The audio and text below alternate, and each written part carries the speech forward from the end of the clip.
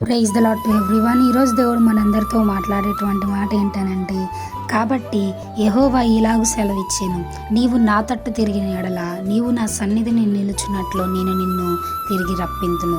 ఏవి నీచములో ఏవి ఘనములో నీవు గుర్తు పట్టిన ఎడల నీవు నా నోటి వలె ముందు వారు నీ తట్టు తిరగవలెను గాని నీవు వారి తట్టునకు తిరగకూడదు. దేవుడి యొక్క వాక్యం ద్వారా ఈరోజు మనతో మాట్లాడుతూ ఉన్నారండి.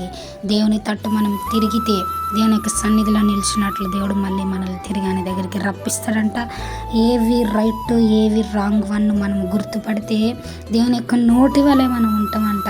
సో మన తట్టు వేరే వాళ్ళు తిరగాలి కానీ వేరే వాళ్ళ తట్టు మనం తిరగొద్దు. అంటే పాపము వైపు మనం తిరగక పరిశుద్ధత యందు మనము నిలిచి ఉంటే పాపంలో ఉన్నటువంటి వాళ్ళు మన తట్టునకు తిరగవాలను. అట్టి రీతిగా మనం జీవించాలని దేవుడు చెప్తా ఉన్నారు. అట్ ది సేమ్ టైం మనము దేవుని పోలు నడుచుకునే వారిలాగా ఉండాలి. దేవుని తట్టు మనం తిరిగితే ఖచ్చితంగా దేవుడు ఏంటి తెలుసా, ప్రతిదీ మనకి నేర్పిస్తారు. ప్రతి ఏది రైట్ ఏది రాంగ్ ఏది కరెక్ట్గా ఉంది అని మనం గుర్తుపడేటువంటి స్టేజ్లో మనం ఉంటే దేవుని యొక్క నోటి వల్లే దేవుడు మనం ఉంచుతారంట.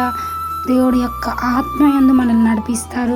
దేవుని యొక్క పరిశుద్ధ ఆత్మ శక్తి చేత మనల్ని నింపడానికి ఆయన సిద్ధంగా ఉన్నాడు. కాబట్టి మనం ఎదుటి వారికి మాదిరికరంగా ఉండే విధంగా ఈ రోజు నుంచి జీవిద్దాం. ఈ యొక్క వాక్యము మనందరి జీవితంలో ఫలించునుగాక. ఆమెన్.